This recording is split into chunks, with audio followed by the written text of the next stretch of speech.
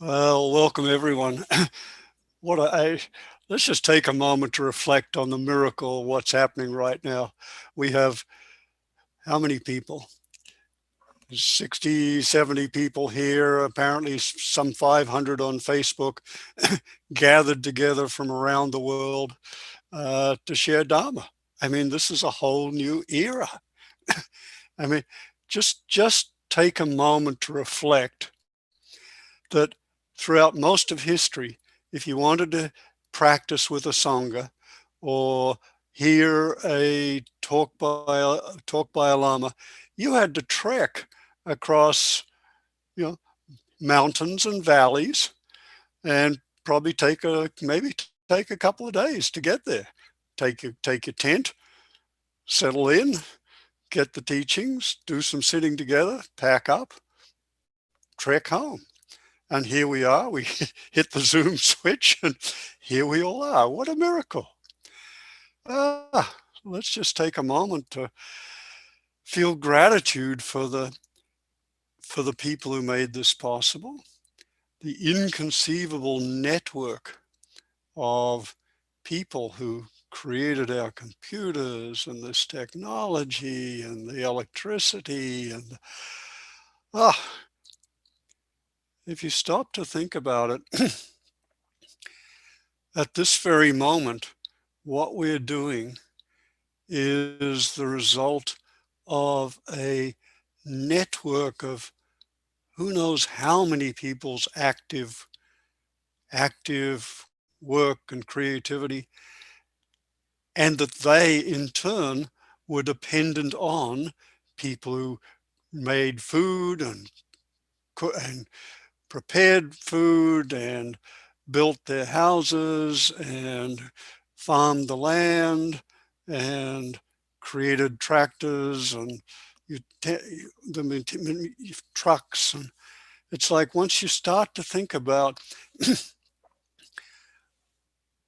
what we in this moment are the beneficiaries of, you start to realize that if you really allow yourself to open to the full network of people and contributions and beings and the earth that contributed to this, probably the majority of the people on the planet contributed to and in some way were necessary for us to enjoy this moment right now. It's pretty amazing. Hmm.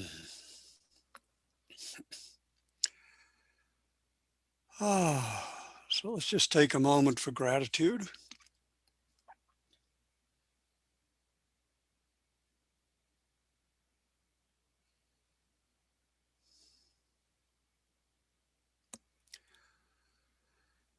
And gratitude's both an attitude and an emotion, and it's such a beautiful, beneficent attitude and emotion. It reduces, inhibits painful, destructive emotions like anger and fear. It inhibits greed and jealousy. It fosters a feeling of fullness and well-being, and it reduces the barriers to love.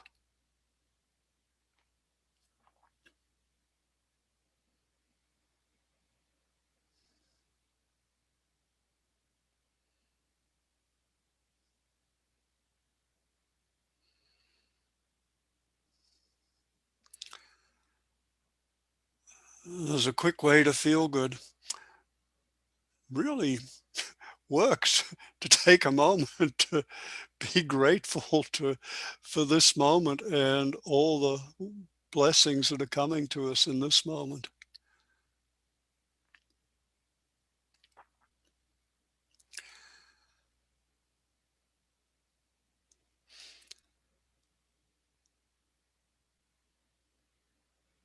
And like all the positive mental qualities,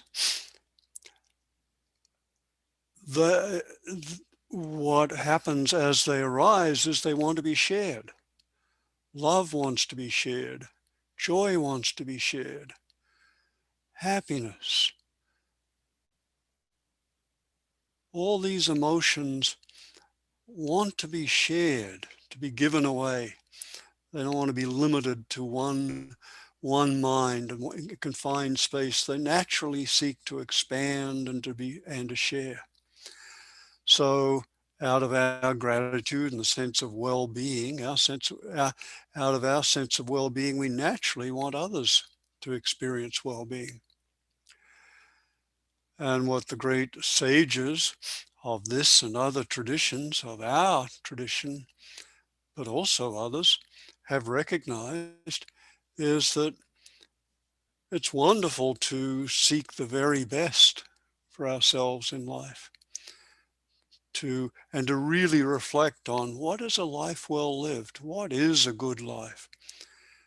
And the answers that come from the wisest people in history is the recognition that a life well lived, a truly satisfying life, a, a full human flourishing requires the cultivation of our hearts and minds so that they become instruments that are available to us that can mature and grow. We can develop greater wisdom and love and compassion and joy and ecstasy and care. And that we, just as all those positive emotions and motives seek to be shared, that we do all this not just for ourselves alone, because that would just reinforce our egos, but rather for the welfare and awakening of all. When you recognize that, you have rediscovered the Bodhisattva aspiration, the aspiration to develop oneself as fully as possible, to cultivate, to awaken as fully as possible, and to cultivate as fully as possible all the benevolent capacities and qualities and beautiful aspects and virtues of heart and mind.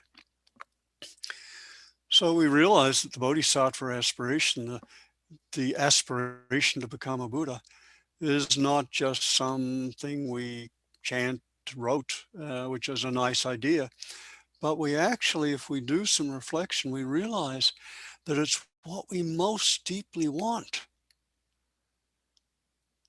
and that it's not a sacrifice to aspire to awaken fully and cultivate all one's virtues fully in order to be an optimal instrument of service.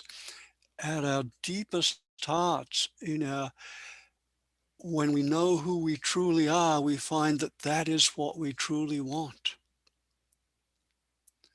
So the Bodhisattva aspiration becomes a living desire. It's like, oh yes, of course that's what I want.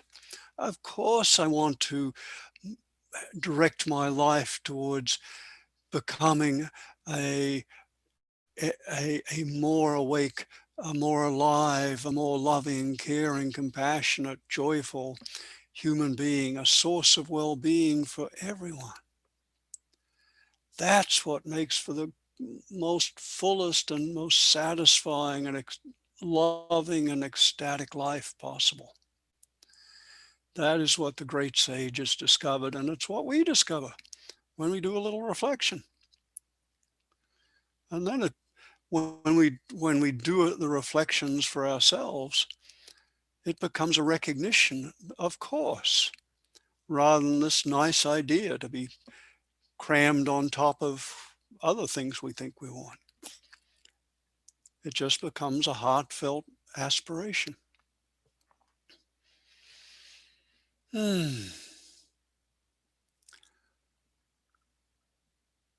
So knowing that this is what we want, let's ask Ben to put the refuge and bodhicitta on our screens.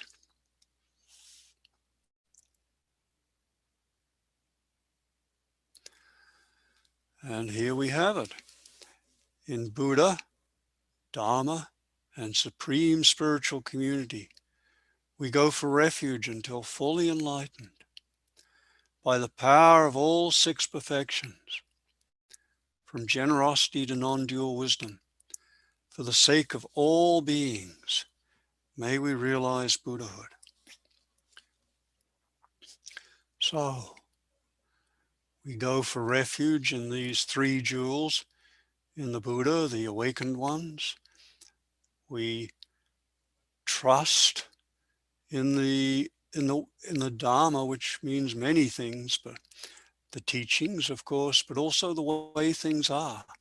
What a wonderful thing to realize that we can trust in the nature of reality, that we can trust reality. Albert Einstein said the most important question for which he would love to know the answer was, is the universe benign? And the sages of our tradition have a very clear answer: yes. To the extent we are able to align with and eventually become reality, to that extent we find that it is totally supportive. And more than supportive, we find that we are it.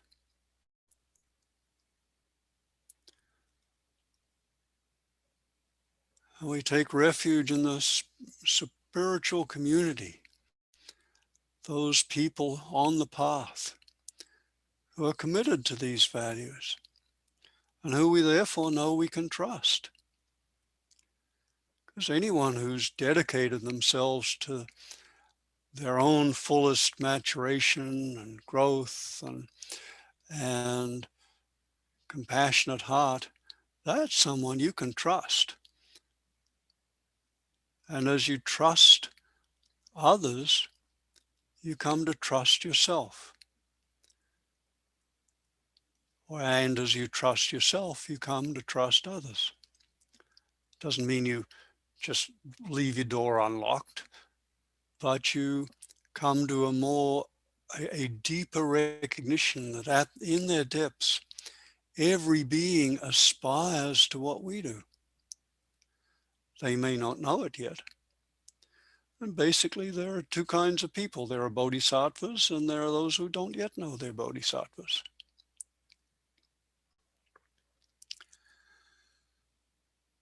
So we can take refuge in those who've realized the Dharma.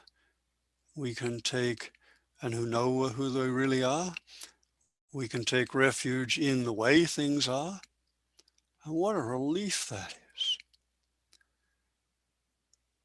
And we can take refuge in our Sangha, the people who are sharing from around the world this experience with us right now, and the larger Sangha, spiritual community. So we take refuge in these three jewels. It's like a sigh of relief when you get it. It's like, oh, we've all spent a lifetime seeking. But we haven't known, in many cases, most cases, what we're seeking. We've tried an awful lot of things. An awful lot of things. And here's what the wisest people who've ever lived say you can trust. And the direction, the most fulfilling direction and most human direction for life. So we can take refuge in these. And we aspire to the fullness of our human life, to the fullness of our humanity, to the recognition of who we really are. So we aspire to realize Buddhahood. May we realize Buddhahood, but not for ourselves alone, for the sake of all beings. And what could be more satisfying Think about this for a moment. Well, is there anything that could be more satisfying than to be able to be really effective at relieving the pain and suffering of others and sharing joy with them, helping awaken them from their dreams and nightmares, allowing them to, helping them to come to recognize who they really are, and that who they really are is not only more than they thought, it's more than they can think.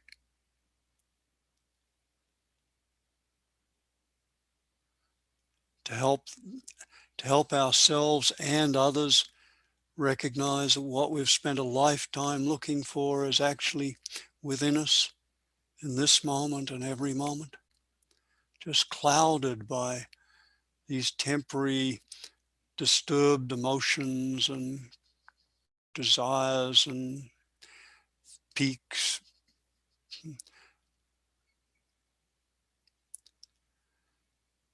So what could be more satisfying than to devote one's life to that? This is to aspire to come to the fullness of our humanity and to cultivate every quality and virtue and beneficent aspect of heart and mind that we can for the welfare and awakening of all beings is the most elevated and encompassing aspiration the human mind has ever conceived.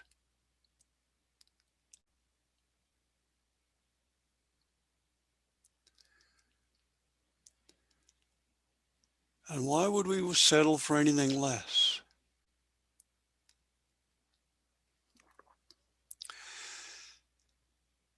So I'm going to invite you now. What we've done so far is we started with gratitude, just taking a moment to appreciate the miracle that we're experiencing right now. Remembering that hitting the Zoom link is not just hitting a Zoom link, it's it's a miracle. And here we are. And then we reflected on what is it that really makes a life worth living? And what do we truly want? And we rediscovered for ourselves what the great sages of this and other traditions have taught us. What is that the best use of a human life, the most satisfying, the most joyful, the most awake and aware and alive is to live to our fullest, cultivating every benevolent quality we have, awakening as fully as we can, contributing and serving as effectively as we can. And that is the Bodhisattva aspiration. So now I'm going to invite you to set the intention, the aspiration, the prayer to become a Buddha in this lifetime, not some eons in the future, but to become a Buddha in this lifetime. The Buddha being the symbol, the archetype of our full humanity, of who we truly are, of our true nature, and of the flowering of all benevolent capacities. So I'm going to invite you in just a moment to set that to either as a prayer or an aspiration or an intention. Set the aspiration to become a Buddha, the highest and most remarkable and fullest and most contributory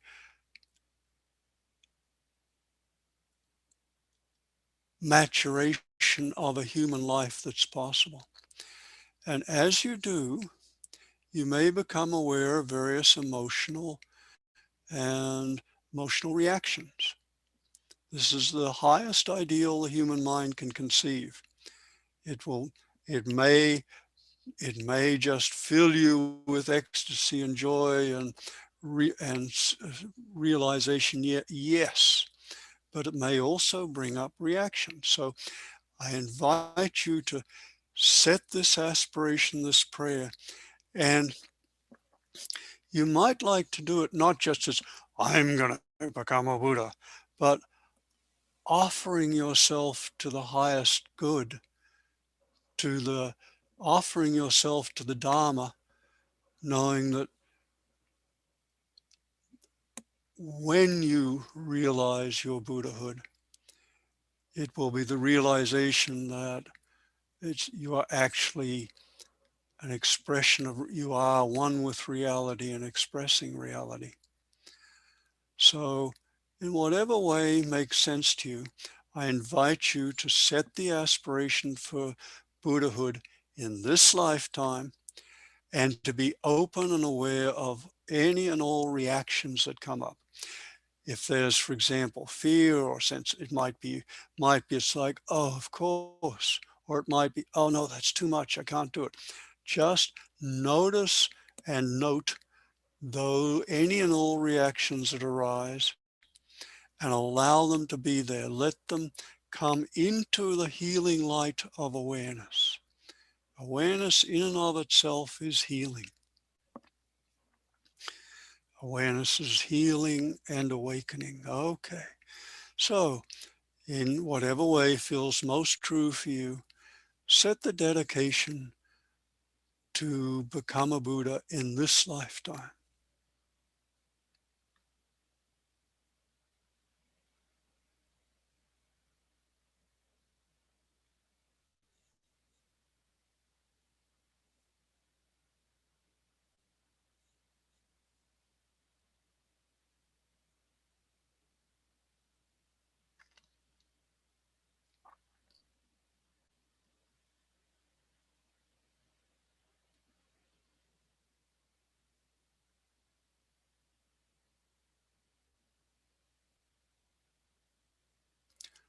Mm.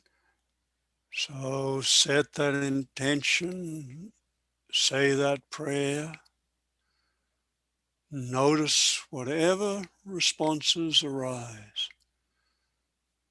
Nothing to be done with them, just notice them, see them, accept them,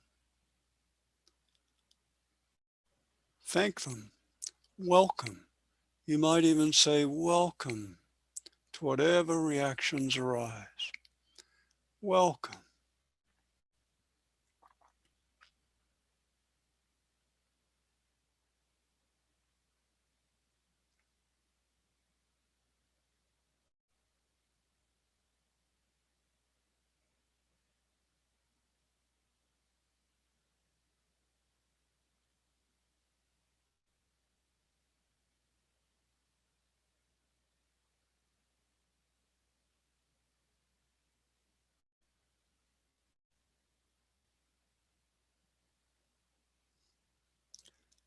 And just, if the mind wanders, bring it back to what you truly want.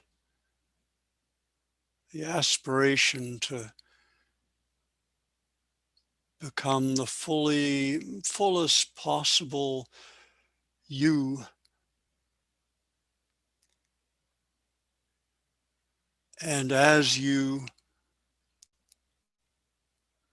awaken, help, and heal as fully as possible.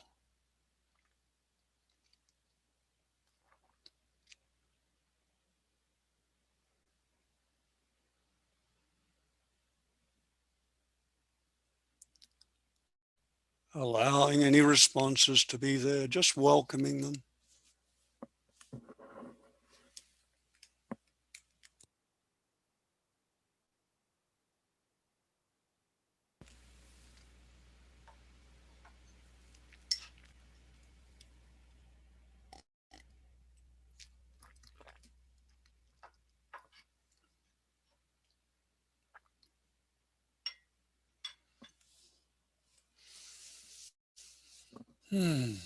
No struggle, no strain. Allow yourself to feel into the possibility that you've finally discovered what you most want to do with your life. Allow yourself to feel a sense of relief.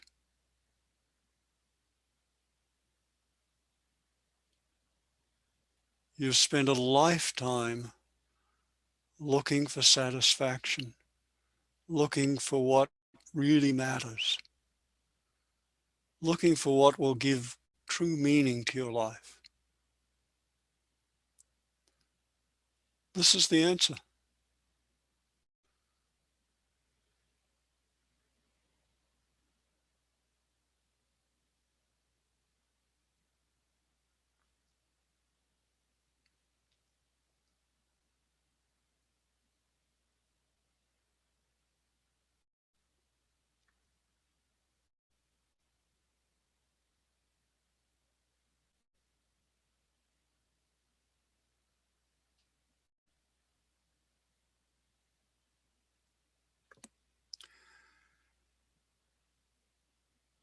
And recognize as you reopen yourself to aspire once again, pray to become a Buddha in this lifetime, that there is no sacrifice in this. You're simply asking to be who you most truly are.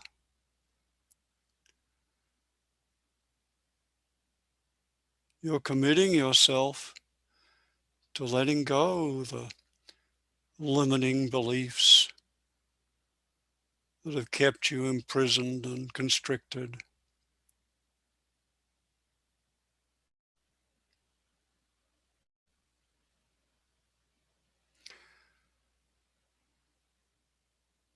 To allow this mind-made chains to fall away, and for the heart and mind to open boundlessly, lovingly, encompassing all, so that all conscious creatures are held within the vast scope of our awareness and the boundless extent of our love.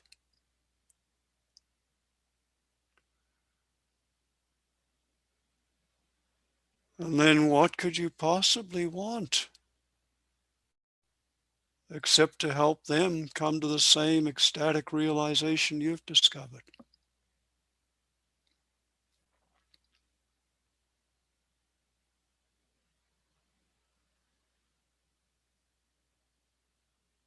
What could possibly be more satisfying and or more meaningful?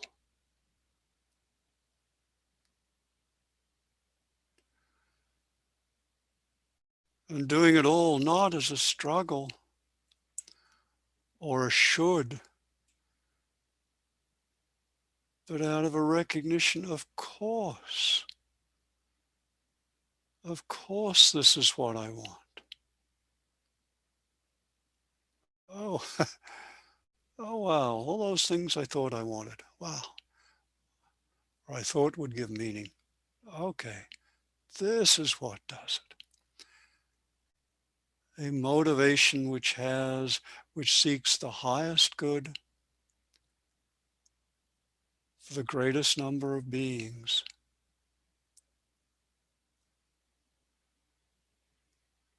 including yourself.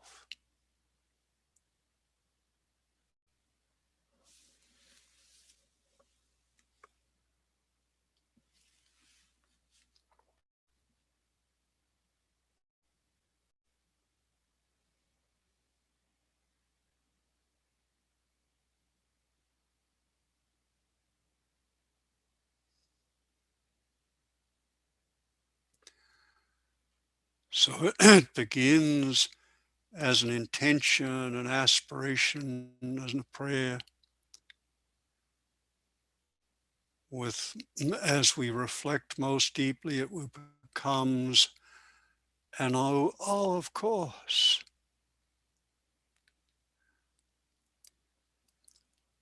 And finally, it becomes a spontaneous, effortless, joyful expression of who we now know ourselves to be.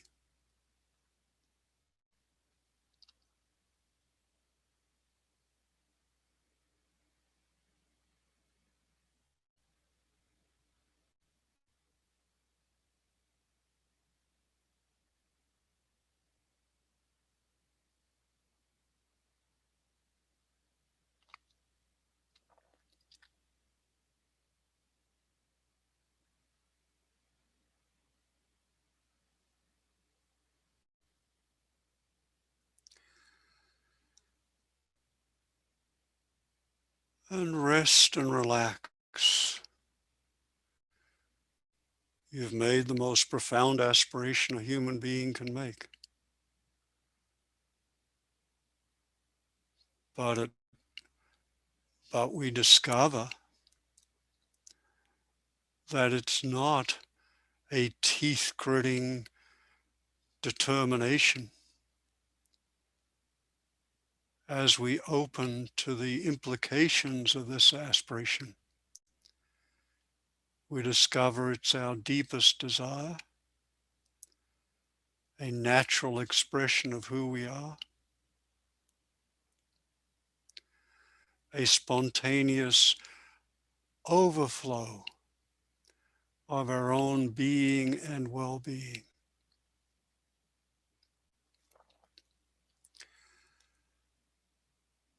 And now just rest. Rest in awareness.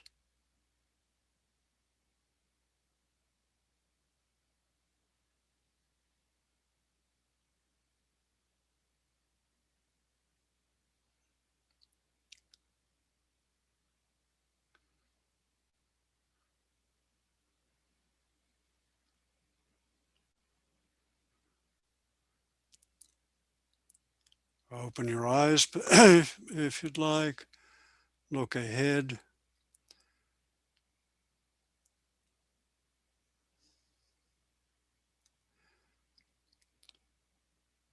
Or if you wish, close your eyes for a little while. Be aware of, notice awareness if in and filling the body. Notice awareness in the body.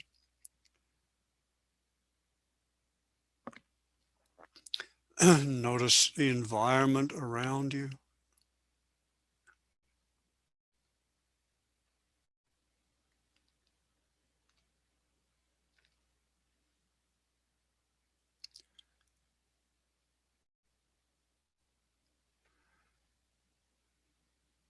Now notice the body in awareness.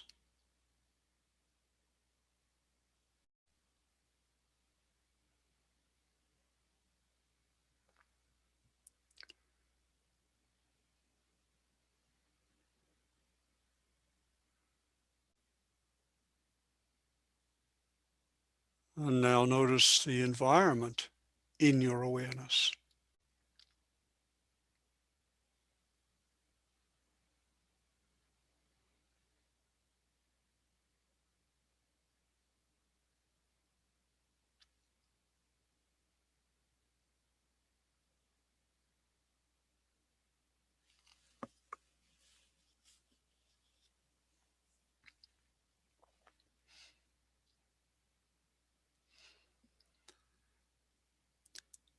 And feel into the outer reaches of awareness.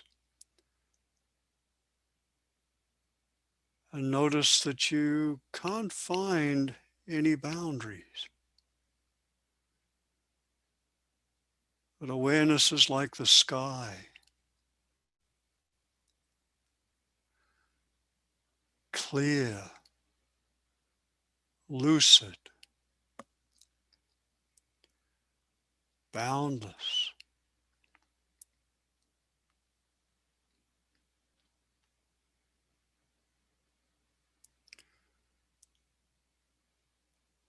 And that, like the sky, thoughts and emotions may arise, images, fantasies.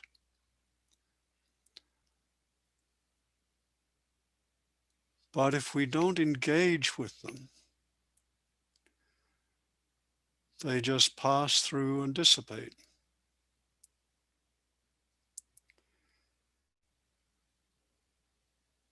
If we get caught by them, if we try to bring them closer or push them away, try to change them in any way, that creates karma, conditioning.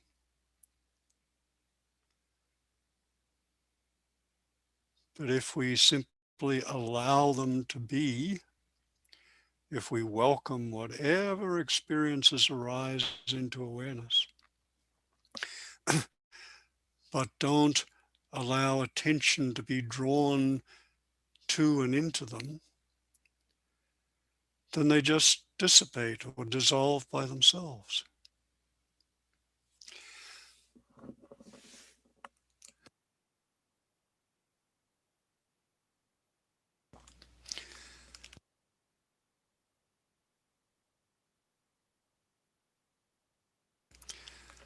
That is, they do what's called they self-arise and they self-liberate.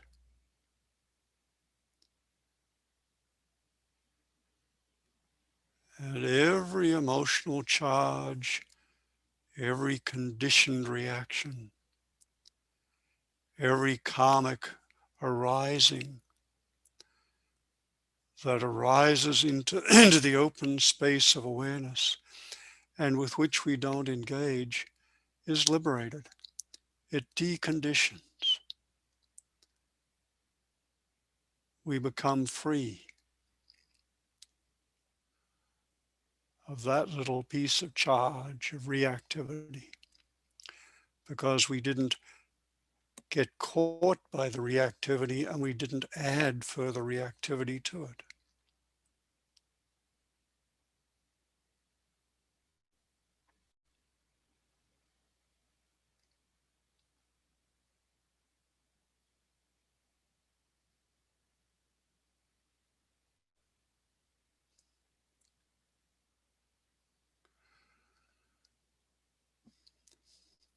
Now, of course, usually we do get caught by what arises in the mind. We've spent a lifetime hypnotized, self-hypnotized by our own minds. And the process of awakening is recognizing what occurs in the mind as it actually is, not mistaking a fantasy about being angry with someone for actually being angry, not mistaking a thought, I'm bad, for reality.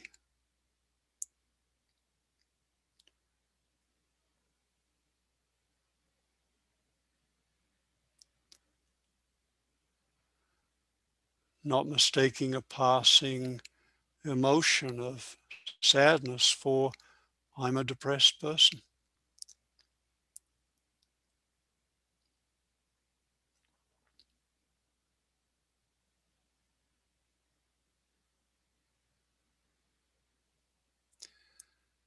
And not mistaking the thought I'm scared for a reality that I'm a fearful person. All these ways in which we usually self-hypnotize ourselves.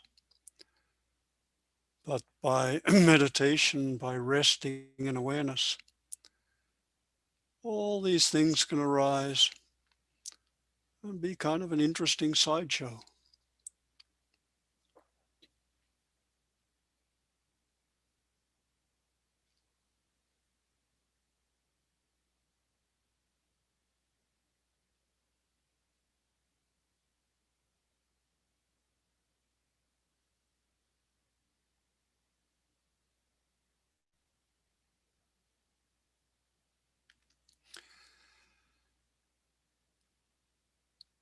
But it's a challenge not to get caught, so let's take just a minute, a couple of minutes to do a particular specific practice, notice again the body in awareness, the environment in awareness, that there is and you are this boundless sphere of lucid, transparent, wakeful awareness. And allow yourself, take a moment to turn up the volume on the wakefulness. Be really present now. You may think you were present before, but you can be more present. Really, really here.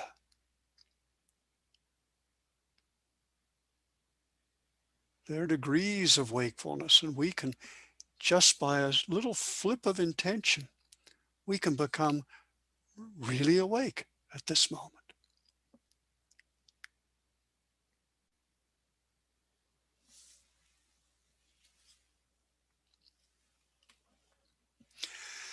And now from this place of being awareness, really awake awareness, just allow yourself to notice any movement of mind. So you're not trying to identify particular thoughts or feelings, just any movement of mind.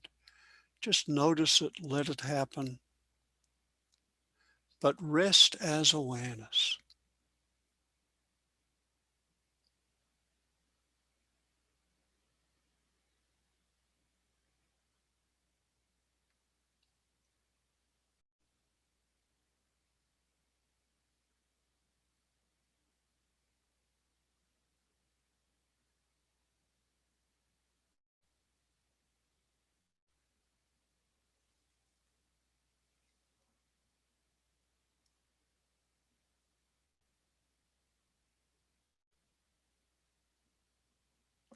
Just letting the mind move, recognizing you're not the mind. We usually think we're the mind, but we're not. We're the awareness behind it. Or the awareness that encompasses it, embraces it. The mind moves and we just witness.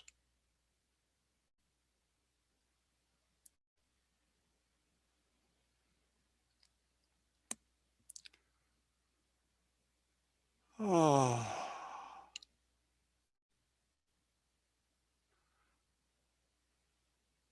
And notice that as awareness, there's no need to react. If we get lost into a thought or an image or fantasy or feeling, we will feel compelled. We'll feel driven. We'll feel we have to react and act and move and defend ourselves. That's self-hypnosis. But as awareness, we can simply rest as awareness.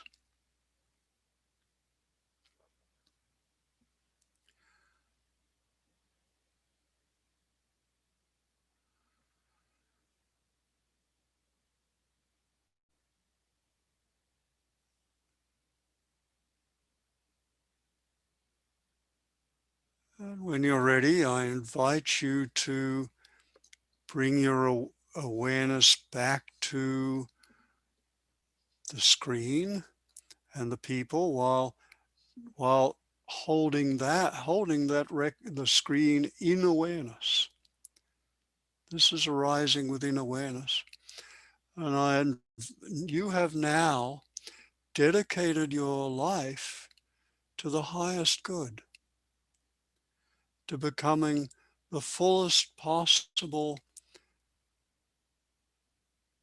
human that you can, to contributing to the welfare and awakening of all conscious creatures in whatever way you can,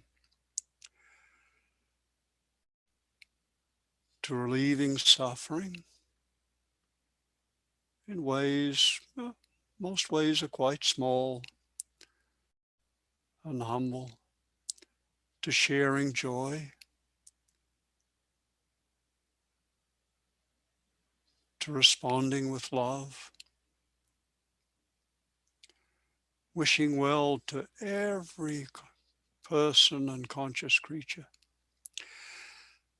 So take a look at your screen and see these people from around the world and recognize that every single one of them has just dedicated their life to your well-being. Every single one of these people, you're welcome to scroll through the community. Every single one of these people has dedicated their life to your awakening and well-being, to relieving any pain you feel, to loving you as fully as they can, to healing any suffering that they can heal, and to helping you become the fullest human being and Buddha you possibly can. That's why we trust in the Sangha.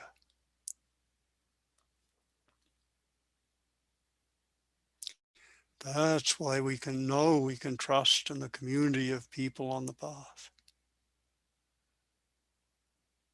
Because every single one of these people wishes you the very best they can conceive of for you. And they've committed their lives to contributing in whatever way they can to your well-being and awakening.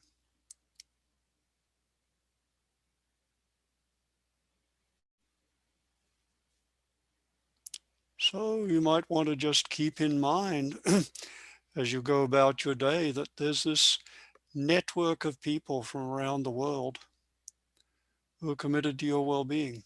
And our community, but many, many communities like this. It's like a secret club. Oh, yeah. Let's see, would anyone like to share their experience, a comment or question? Yeah. Thank you so much, Lama Roger. We do have a question. Eddie asks, is there a question that we can ask ourselves to test whether our intention is pure to become a bodhisattva? Oh yeah, you don't have to though, it's not. The intention is never pure. Intention, motivation is always mixed. One of the most helpful moments I've had in retreat was early on. I was doing one of my first 3-month retreats, and I had a teacher was Jack Cornfield, and I happened to walk past him as he was talking to another retreatant who was worried about, and he said, "Motivation's always mixed."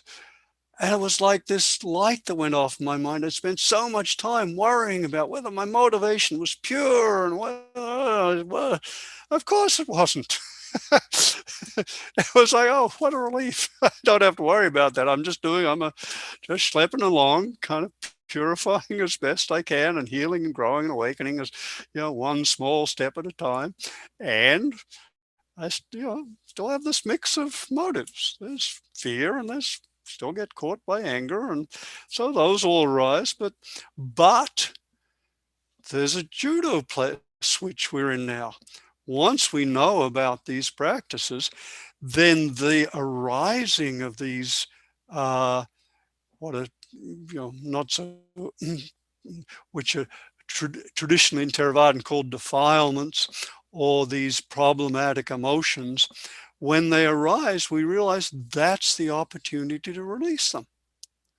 So now we're kind of judoing them instead of problems. Whenever impurities, quotes, arise, then they can come into the healing light of awareness and be released. So they cease to be problems and become opportunities. And eventually you end up in pure perception, the recognition that everything's an expression of awareness, and that it's just fine as it is. And, things just arise and self-liberate. no problem. So, so yeah, don't worry about whether you might have might have impurities. You do.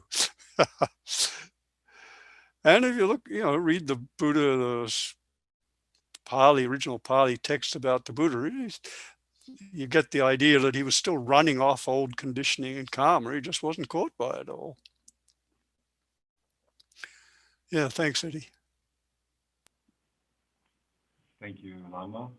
Um, Kat asks, is the awareness, I'm not sure if there might have been a little typo here, so I'm going to just try to read it. Is the awareness behind the mind the alaya vijnana? No, I don't, maybe that's a clear question and I didn't understand it. Is the awareness behind the mind the alaya vijnana? Vijnana? Yeah. Let's see. Technical. Um, yeah, these eight consciousnesses stuff. I have dipped into that at various times, and I found it. This is just me personally. I haven't found it terribly helpful. I have Vijnana sometimes spoken of storehouse consciousness. I think awareness is better just thought of as no. The technical answer, I think, would be no. Rigpa, or awareness, is distinct from the Nilaya Vijnana, although there are relationships which I don't even pretend to understand. If you go into the super, super precise details, etc., the relationship of these things, uh, I don't feel qualified to give a really good answer, except that they're distinct. And for our very practical purposes, what's really important for us is to recognize awareness, and to whatever extent we can during our practice, to hold the recognition that we are that awareness, and that all that arises to it can be released from the store, is an actual release from the storehouse consciousness, so, and a purifying of it. Yeah. Okay. Thank you for that wonderful answer. And now we have one more from Mudit. When resting in awareness, what do you do with the mind? Do you label them first quickly with attention and come back Sorry, to awareness? I missed that, Ben. Could you repeat? Sure. When resting in awareness, what do you do? What do you do with the mind activity? Do you label them first quickly with attention and come back to awareness? Yeah, let's see. The labeling of mental arisings is a practice that's used and it can be very valuable in Vipassana. Many of us learned that and benefited from it. And it's a really useful tool at a certain stage, but this Dzogchen practice, which is, ideally has a foundation in things like Vipassana. At this stage, we're letting go all the uh, ways of reacting to whatever arises, and we simply allow it to rise into awareness, bringing as much alertness and clarity as we can to it, but not. Here's the distinction. In Vipassana, you focus awareness through attention into into an examination of what's arising, recognizing it precisely, labeling it as thought or fear or anger or joy, and and then you actually engage with it. That has value because you're doing it with awareness. But there's a step beyond that in which you recognize, and this is something you can see for yourself. Just we can rest as awareness, and these things will arise and decondition. And sometimes with practice, what you find is something like an emotion of fear will arise, and if you just rest there and hold it and allow it to rise into awareness, you can actually feel it begin to unravel and release and lose some of its charge before it dissolves.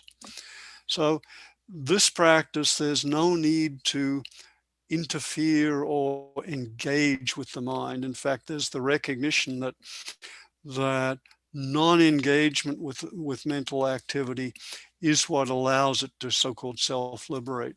So it's a different practice. Labeling is beautiful in its place, but here there's a step beyond it, just allowing everything to arise and release of itself. Let's see, I think we are coming to our end of our time together. So knowing, another one, this could be a discussion of itself, but one of the way it's really good to know that one of the ways the mind works is that what we intend for others, we tend to experience and strengthen in ourselves. So if we intend others to feel love and joy, we tend to feel love and joy too, and strengthen those qualities in ourselves. So based on that recognition, we do what can seem paradoxical if you don't have that understanding of how the mind works. We take a moment to offer any and everything we've gained from this practice, and offer it to share it with all conscious creatures. May they benefit, may all people and beings benefit from the practice, and from may all that we've learned and experienced and reflected on and open to and dedicated to, may that all serve the greatest good of all beings. Thanks so much for coming together and joining us all. I look forward to seeing some of you in the summer retreat, and enjoy your day. Thank you so much for joining us.